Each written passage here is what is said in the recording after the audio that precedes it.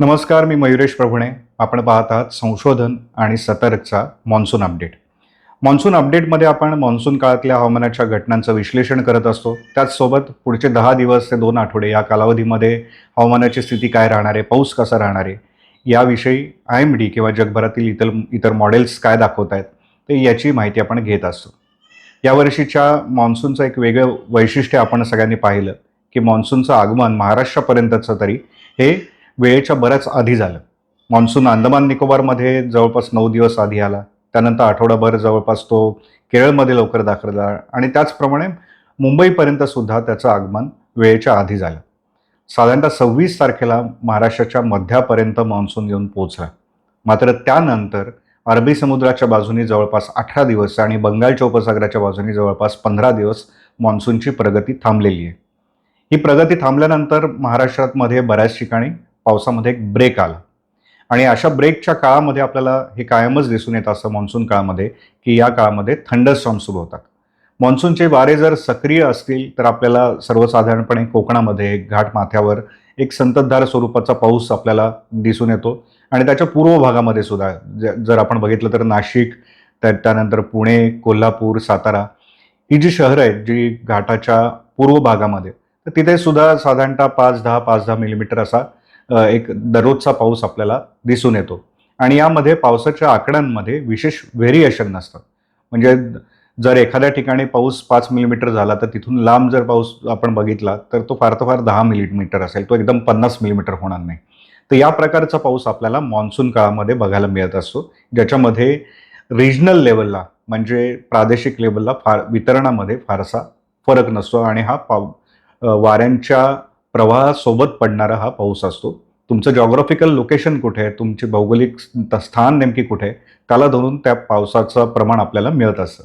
मात्र जेव्हा मॉन्सून सक्रिय नसतो, मॉन्सूनचे वारे तीव्र नसतात, तर अशा काळामध्ये जो पाऊस होतो त्याला आपण थंडरस्टॉर्म म्हणतो. हा विजांसह पाऊस होतो. स्थानिक पातळीवर उंच ढग तयार होतात आणि जर एखाद्या वेळेस हवेमध्ये एखादं ट्रफ तयार झालं, चक्रीय स्थिती तयार झाली, द्रोणीय स्थिती तयार झाली, हे नेमकी काय असतं हे आपण प्रत्यक्ष व्हिडिओमध्ये पाहणारच आहोत. तर अशा वेळेस त्या भागामध्ये मोठ्या प्रमाणावर बाष्प तयार होतं आणि तिथे स्थानिक पातळीवर तर ढग तयार होतात, मात्र ते मोठ्या भूभागावर तयार होत राहतात आणि सध्या तशी स्थिती राज्यावर आहे. त्यामुळे गेले 2-3 दिवस राज्यात बहुतांश ठिकाणी जो पाऊस होतोय, लोकल लेवलला उंच ढग तयार होत आहेत आणि विजांसह पाऊस पडतोय. या पावसाचे आकडे 20-30 मिलीमीटरपेक्षा जास्त असतात. काही ठिकाणी ते 100 मिलीमीटरपेक्षा पण जास्त आपल्याला दिसून येतात. मात्र हा जो पाऊस आता आपल्याला पडतोय, एक प्रकारे मान्सूनचे वारे सक्रिय नसल्याचं किंवा ते तीव्र नसल्याचं निदर्शक आहे. पुढच्या काही दिवसांमध्ये मात्र मान्सून सक्रिय होणार असं दिसून येतंय. मॉडेल्सही दाखवत आहेत. IMDचं पण म्हणणं आहे की यापुढे आता मान्सूनची प्रगती सुरू होईल. त्यानंतर आत्ता जो काही विजांसह पाऊस चालू आहे, तो कमी होईल आणि मग नंतर मान्सूनचा जो रेग्युलर संततधार किंवा एक रिपरिप स्वरूपाचा जो पाऊस असतो, त्या पावसाला सुरुवात होईल. मात्र ही स्थिती कधीपर्यंत राहणार आहे, हे आपण प्रत्यक्षच पाहूयात. सध्या वाऱ्यांची स्थिती काय हे आपण आता सुरुवातीला पहिलं पाहूयात. याच्यामध्ये आपल्याला अरबी समुद्रावरून आता मान्सूनचा प्रवाह बऱ्यापैकी सक्रिय होताना दिसतोय. इकडे सुद्धा बंगालच्या उपसागरावर सुद्धा मान्सूनचा प्रवाह सक्रिय होतोय. मान्सूनचा प्रवाह म्हणजे विषुववृत्त ओलांडून जे मोसमी वारे भारतीय उपखंडावर येत आहेत, हे नैऋत्याकडून येतात आणि हे हे 4 महिने वाहत असतात, ज्याला आपण याच काळामध्ये या वाऱ्यांच्या सोबत जे काही बाष्प येतं त्यावेळेस आपल्याला पाऊस मिळतो, तर त्याला आपण मोसमी वारे किंवा मान्सूनचे वारे आपण म्हणतोय. तर आत्ता हे सगळ्या या भागावर सक्रिय झालेले आहेत, अरबी समुद्रावर आणि बंगालच्या उपसागरावर. मात्र ते जमिनीवर स्थिती काय जर आपण बघितली तर जमिनीवर मात्र त्यांची तीव्रता तेवढी दिसत नाही. ही फक्त आपल्याला किनारपट्टीच्या भागापर्यंतच दिसून येते आणि महाराष्ट्राचा जर आपण बहुतांश भाग बघितला तर या सगळ्या भागामध्ये वाऱ्यांची स्थिती अस्थिर आहे. वाऱ्यांची दिशा वेगवेगळ्या भागातून वारे येत आहेत आणि हे समुद्रावरून येणारे वारे आहेत आणि त्यामुळे या भागामध्ये मोठ्या प्रमाणामध्ये बाष्प जमा झालेले आहे आणि त्याचमुळे थंडरस्टॉर्म्स म्हणजे विजांसह आता पाऊस होतोय असं आपल्याला दिसून येतं. हे जे आपण आता बघितलं, महाराष्ट्रावर सध्या पाऊस कसा होतोय ही आत्ताची स्थिती आहे. तर हे जे काही ढग तयार होताना आपल्याला दिसत आहेत, स्थानिक पातळीवर पॅचेसमध्ये हे ढग तयार होत आहेत. एकेका भागावर ढग तयार होत आहेत, ते उंच जात आहेत आणि वरच्या वाऱ्यांच्या सोबत ते पूर्वेकडून पश्चिमेकडे वाहत जात आहेत. तर ही स्थिती आत्ता आपल्याला दिसते. त्याचं मेन कारण या भागांवर आता वारे मोसमी वारे इथून वाहत नाही आहेत, त्याच्यामुळे तशी स्थिती आहे. हे आत्ता आपण जमिनीवरच्या वाऱ्यांची स्थिती पाहतोय, पण हेच जर आपण वरच्या भागापर्यंत गेलो तर काय स्थिती आहे बघूया. तर मान्सून सक्रिय नाही आहे महाराष्ट्रावर किंवा तिथून पुढे, याचं हे निदर्शक आपल्याला दिसतंय, की वारे जरी पश्चिमेकडून येत असले तरी हे आत्ता सध्या जमिनीवरूनच वाहत आहेत. जर 1.5 किलोमीटर उंचीवर आपण गेलो तर हे वारे फक्त आत्ता केरळच्या भागापर्यंत किंवा फार कर्नाटकच्या दक्षिण भागापर्यंत वगैरे वाहताना आपल्याला दिसत आहेत. मात्र महाराष्ट्रावर जर बघितलं तर महाराष्ट्रावर अद्याप ते वारे येत नाहीत आणि त्याचं कारण इथे एक ट्रफ तयार झालेला आहे. या ट्रफमुळे बाष्प तर येत आहे आतमध्ये, त्याच्यामुळे पाऊस होतोय. मात्र जो मान्सूनचा म्हणून पाऊस असतो तो सध्या अजून सक्रिय झालेला नाहीये. मात्र पुढच्या काही दिवसांमध्ये मान्सून सक्रिय होणार आहे आणि त्याची प्रगती होईल, विदर्भापर्यंत मान्सून पोहोचेल असं IMDनी जाहीर केलेलं आहे. आणि ते कशामुळे, कुठल्या बेसिसवर, हे आपण आता बघूयात. आता आपण पुढे पुढे बघतोय पुढच्या तारखांना काय वाऱ्यांची स्थिती राहणार आहे. आणि इथे आपल्याला दिसून येत आहे की उद्यापासून हे वारे बऱ्यापैकी महाराष्ट्राच्या वेगवेगळ्या भागांवर व्हायला सुरुवात होईल. 15 तारखेला आता बऱ्यापैकी महाराष्ट्रावरून 1.5 किलोमीटर उंचीवरून हे वारे वाहत आहेत, म्हणजे मान्सूनचा प्रवाह सक्रिय होतोय. साधारणतः मान्सूनचा प्रवाह हा 4.5 किलोमीटरपर्यंत त्याची उंची पाहिली जाते, की हे पश्चिमेकडून किंवा नैऋत्येकडून वारे येत आहेत की नाही, तेव्हा मान्सून चांगला सक्रिय आहे, तीव्र आहे असं म्हटलं जातं. पण ते नुसते जमिनीवर वाहत असतील तर त्याच्यामधून आपल्याला जसा पाऊस पाहिजे तसा मिळत नाही. तर इथे आपल्याला दिसून येतं की 15 तारखेपासून हे वारे बऱ्यापैकी मोसमी वारे हे महाराष्ट्रावरून व्हायला सुरुवात होते. त्यानंतरही हे वारे कंटिन्यू होतात आणि देशाच्या बहुतांश भागांपर्यंत हे पोहोचायला सुरुवात होते. म्हणजे मान्सून सक्रिय झाला आहे हे कसं कळून येतं आपल्याला, तर हे वारे वरच्या लेवलला अगदी अरबी समुद्रावरून जाऊन इकडे आपल्याला बंगालच्या उपसागरापर्यंत जात आहेत. म्हणजे हा मोसमी वाऱ्यांचा प्रवाह कशा पद्धतीने सक्रिय झाला आहे हे बघा. सो याच्यावरून आपल्याला कळून येतं की पुढच्या 2-3 दिवसांमध्ये मान्सून सक्रिय होणार आहे. तर ही 16 तारखेची स्थिती आहे आणि इथे एक सर्क्युलेशन तयार झालेलं दिसतं किंवा कदाचित ते कमी दाबाचं क्षेत्रही होऊ शकतं. अर्थात ते पुढच्या काही दिवसांमध्ये त्याच्याविषयी आपल्याला समजून येऊ शकेल. मात्र ते पश्चिम बंगाल किंवा बांगलादेशच्या भागामध्ये सरकते, त्यामुळे आपल्याला त्याचा फारसा फायदा होईल असं नाही. पण या काळामध्ये वारे तीव्र असल्यामुळे त्याचा जो म्हणून परिणाम असतो तो आपल्याला इकडे पश्चिम किनारपट्टी आणि घाटाच्या भागामध्ये आपल्याला अनुभवायला मिळू शकतो. ही साधारणतः 17 तारखेपर्यंतची स्थिती आणि 17 तारखेपर्यंत मोसमी वारे हे अगदी इकडून राजस्थानपर्यंत पण पोहोचत आहेत. संपूर्ण जवळपास देश या मोसमी वाऱ्यांनी कव्हर केलेला आपल्याला दिसून येतोय आणि मग ही सक्रिय मान्सूनची स्थिती आणि या काळामध्ये मान्सूनची प्रगती सुद्धा IMD कडून टप्प्याटप्प्याने जाहीर केली जाईल. अर्थात नुसते वारे सक्रिय होऊन चालत नाही, त्या काळामध्ये कमी दाबाचं क्षेत्र तयार होतंय का, त्याच्यामुळे पाऊस त्या भागामध्ये पडतोय का, हे सुद्धा बघावं लागतं. तर ह्या आपण गोष्टी पुढच्या काळामध्ये IMD कडून बघितल्या जातील. आता पुढच्या काही दिवसांमध्ये हवामानाची स्थिती काय राहणार आहे राज्यामध्ये, पाऊस कसा राहील, हा सगळ्यांनाच प्रश्न आहे. तर हा 24 तासांचा दर 24 तासांचा पावसाचा अंदाज आहे. JFS मॉडेलमधून काय वर्तवलं हे आपण आता इथे पाहतोय आणि त्यानुसार इथे तारीख आहे 15. सो 15 तारखेपर्यंतच्या 24 तासांमध्ये म्हणजे उद्या आणि परवा असा झालेला एकूण पाऊस आहे. तर इथे आपल्याला कोकणामध्ये पावसाचं प्रमाण इथे वाढलेलं दिसून येते. अर्थात याच्यामध्ये वारे तीव्र होत आहेत, हे मेन कारण असणार आहे. या भागामध्ये थंडरस्टॉर्म्स झालेले आपल्याला दिसून येतील. 16 तारखेला काय स्थिती राहील? 16 तारखेला इकडे मान्सूनचे वारे सक्रिय झाल्यामुळे पश्चिम किनारपट्टी आणि घाटामध्ये प्रामुख्याने नाशिक, नगर, पुणे, सातारा आणि कोल्हापूर याच्या घाट क्षेत्रामध्ये पाऊस सुरू झालेला दिसतोय आणि तिथून पूर्वेकडे येताना पावसाचं प्रमाण कमी होताना दिसतंय. इकडे विदर्भामध्ये काही प्रमाणामध्ये आपल्याला पुढच्या काही दिवसांमध्ये थंडरस्टॉर्म्स अनुभवायला मिळू शकतात. त्यानंतर 17 तारखेला विदर्भ आणि उत्तर महाराष्ट्रामध्ये पाऊस दिसून येतोय आणि मग नंतर पावसाचं प्रमाण इतर भागामधलं कमी झालेलं दिसून येतं. मात्र या भागामध्ये किनारपट्टीवर मात्र पावसाचं प्रमाण वाढलेलं आहे आणि मगाशी जे आपण बघितलं की मान्सूनचे वारे सक्रिय झालेत, त्याच्यामुळे जो पाऊस होतो हा प्रामुख्याने कोकणामध्ये आणि घाटमाथ्यावर तो पाऊस होत असतो आणि त्यामुळे इकडे जर तुम्ही बघितलं पश्चिम बाजूला तर इथे सातत्याने पाऊस दिसून येईल. मात्र इकडचा जो पाऊस आहे राज्याच्या इतर भागांमधला, तर इथे कमी जास्त पाऊस झालेला आपल्याला दिसून येतोय.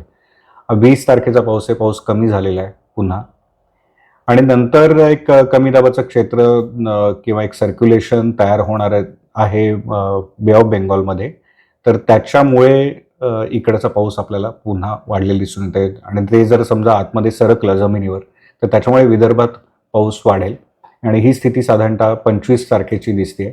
अर्थात आपण 10 दिवसांमधलंच बघत असतो कारण त्याच्या पुढचे या मॉडेलची ॲक्युरेसी तेवढी नसते.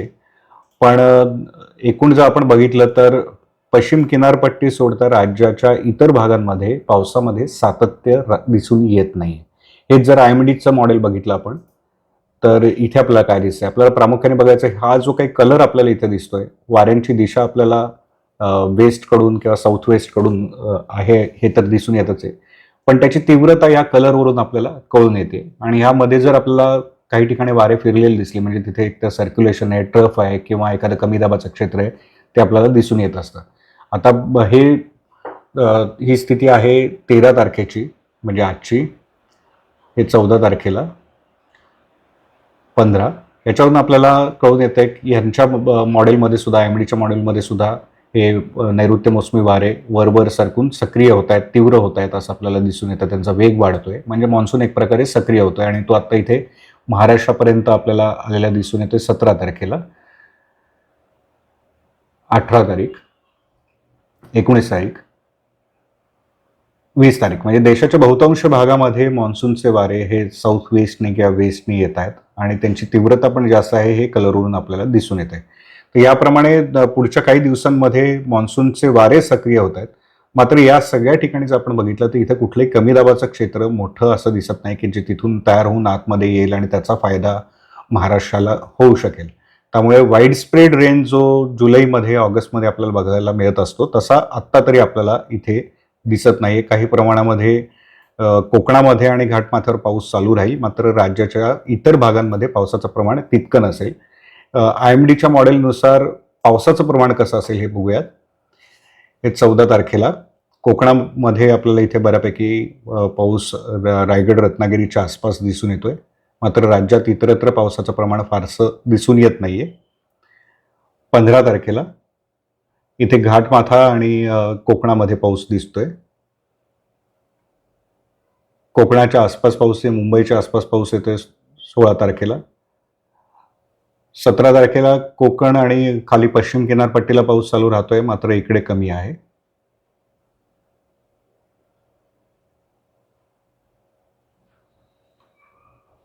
20 तारखेला बघितलं तरी सुद्धा पावसाचं प्रमाण हे फक्त पश्चिम किनारपट्टीवर दिसतंय. राज्याच्या इतर भागांमध्ये पावसाचं प्रमाण कमीच आहे. इथेही हे कमी दाबाचं क्षेत्र किंवा काय सर्क्युलेशन असेल जे आतमध्ये सरकेल त्याच्यामुळे पाऊस वाढणार आहे तो मध्य भारतावर वाढताना दिसतोय. इथे पण आपला उत्तर महाराष्ट्र किंवा विदर्भ मिस झालेला आपल्याला दिसून येतोय. 22 तारखेपर्यंत पण आपण बघितलं तर कोकण सोडल्यास राज्याच्या इतर भागांमध्ये पावसाचं प्रमाण कमीच असल्याचं आपल्याला दिसून येत आहे. मान्सूनची स्थिती आत्ताची सध्याची काय हे आपण मागाशी बघितलं की 26 तारखेला आपल्या इथे मुंबई, पुणे, त्याच्यानंतर अहमदनगर इथपर्यंत तो येऊन पोहोचलेला आहे आणि त्याच्यानंतर गेले 18 दिवस 13 जूनपर्यंत हा एकाच ठिकाणी थांबलेला आहे. या बाजूला जर ईशान्य भारताच्या बाजूने बघितलं तर 29 तारखेला पूर्ण ईशान्य भारत कव्हर केलेला होता पण तेव्हापासून आत्तापर्यंत गेले 15 दिवस परत या भागामधून पण मान्सून थांबलेला आहे. मात्र हे जे वारे आत्ता सक्रिय होणार आहेत हे आपण आत्ता पाहिलं तर त्याच्यामुळे आता ही विदर्भामध्ये मान्सूनची प्रगती होऊ शकते, मध्य भारतामध्ये पण मान्सूनची प्रगती होऊ शकते पुढील काही दिवसांमध्ये असं आपल्याला दिसून येत आहे. पुढच्या 2 आठवड्यांचा अंदाज काय आहे IMDचा तर इथे आपल्याला दिसून येईल की पश्चिम किनारपट्टीला पावसाचं प्रमाण पुढच्या दोन्ही आठवड्यांमध्ये 12 ते 19 जून आणि 19 जून ते 26 जून यामध्ये या भागामध्ये पावसाचं प्रमाण जास्त आहे. इतर भागांमध्ये तुलनेने प्रमाण कमी आहे आणि सर्वसाधारण पाऊस जो असतो या काळामधला त्याच्या तुलनेमध्ये पाऊस कसा राहील तर तेही आपण जर बघितलं तर या भागामध्ये पावसाचं प्रमाण किनारपट्टीला जास्त आहे पहिल्या आठवड्यामध्ये. दुसऱ्या आठवड्यामध्ये किनारपट्टीला महाराष्ट्राच्या तर प्रमाण जास्त असेल, इतर भागामध्ये सरासरीपेक्षा अगदी थोडासाच पाऊस जास्त राहील म्हणजे जवळपास सरासरीच्याच दरम्यान राहील. आणि जूनमध्ये आपल्याला माहिती आहे की जूनमध्ये राज्यामध्ये जेव्हा मान्सूनची प्रगती होत असते त्या काळामध्ये विशेष पाऊस आपल्याला दरवर्षीच अनुभवायला मिळतो असं नाही, काही वेळा जून कोरडाही जातो. तर त्यामुळे या काळामध्ये मान्सूनचा पावसाचं प्रमाण राज्याच्या इतर भागामध्ये कमीच राहील. वरचा जर भाग आपण बघितला तर इथेही आपल्याला या पॅचमधून कळून येतं की इथे पहिल्या आठवड्यामध्ये पावसाचं प्रमाण सरासरीपेक्षा कमी राहणार आहे. नंतरच्या काळामध्ये थोडंसं या भागामध्ये प्रमाण वाढलेलं दिसतंय. पण एकूण जर आपण बघितलं तर दक्षिण भारताचा हा भाग या भागामध्ये पावसाचं प्रमाण कमी आहे. इथे सर्वसाधारण किंवा त्याच्यापेक्षा थोडंसं जास्त आहे. त्यामुळे IMDने जे सांगितलंय त्यानुसार पुढच्या 2 आठवड्यांमध्ये MJO नावाचा जो घटक आहे, मेडन जुलियन ऑसिलेशन, तो भारतावरून सरकणार आहे. एक ढगांचं क्षेत्र आहे ज्याच्यामुळे भारतामध्ये पावसाची स्थिती तयार होते. या काळामध्ये त्याच्याच आसपास कमी दाबाची क्षेत्र तयार होतात. मात्र त्याची पोझिशन एवढी पुरेशी नसते, तर त्याची तीव्रता पण महत्त्वाची असते आणि ती तीव्रता जास्त नसणार आहे. आणि त्यामुळे आपल्याला हे पण दिसून आलं की कमी दाबाच्या क्षेत्रांची शक्यता पण कमी वर्तवण्यात आलेली आहे. त्यामुळे वारे जरी सक्रिय झाले तरी त्याला अनुकूल कमी दाबाची क्षेत्र त्या काळामध्ये सक्रिय नसल्यामुळे पावसाचं प्रमाण जसं अपेक्षित आहे तेवढं राहणार नाही. म्हणूनच असं सांगण्यात आलंय की पेरणीसाठी आता घाई करू नये. पाऊस सक्रिय होईल, मान्सून पुढे सरकेल, मात्र पेरणी योग्य पाऊस तो असेल की नाही याबाबत अजूनही साशंकता आहे. तर आपण बघितलं की मान्सूनच्या प्रगतीसाठी सध्या पोषक हवामान आहे. पुढच्या 2 आठवड्यांमध्ये पाऊसही वर्तवलाय. मात्र राज्यामध्ये प्रामुख्याने हा पाऊस कोकण किनारपट्टी आणि घाट माथ्यावर राहील. घाटाच्या पूर्व भागामध्ये सुद्धा काही प्रमाणामध्ये पाऊस मिळेल. त्यानंतर कमी दाबाच्या क्षेत्रांच्यामुळे काही प्रमाणामध्ये विदर्भामध्ये सुद्धा पावसामध्ये वाढ झालेली दिसून येईल. पण तरीसुद्धा राज्याचा बहुतांश भाग, मधला पट्टा जो आहे मराठवाड्याचा, पश्चिम विदर्भाचा किंवा मध्य महाराष्ट्राचाही बराच मोठा भाग, या भागामध्ये पावसामध्ये सातत्य राहणार नाहीये आणि त्यामुळे अजूनही कृषी विभागाकडून अशी विनंती करण्यात येते की शेतकऱ्यांनी पेरणीची घाई करू नये. आपण एक नॉर्मल कायमच हे आपल्याला दिसून येतं की महाराष्ट्रामध्ये किंवा देशाच्या पण बहुतांश भागामध्ये पावसाचे महिने जे आहेत हे जुलै आणि ऑगस्ट आहेत की ज्यावेळेस आपल्याला हमखास सतत पाऊस मिळतो आणि त्याच्यासाठी महत्त्वाचं कारण असतं कमी दाबाची क्षेत्र. जोपर्यंत अशी कमी दाबाची क्षेत्र तयार व्हायला सुरुवात होत नाही तोपर्यंत आपल्याला खात्रीशीर पाऊस मिळत नाही आणि सध्याही तशी स्थिती आहे की या आठवड्यामध्ये कमी दाबाचं क्षेत्र तयार होईल असं वाटलं होतं, मात्र ती त्या ठिकाणी चक्रीय स्थितीच तयार झाली. पुढच्या आठवड्यामध्ये कमी दाबाचं क्षेत्र तयार होणार आहे, पण ते महाराष्ट्रासाठी अनुकूल असेलच असं नाही.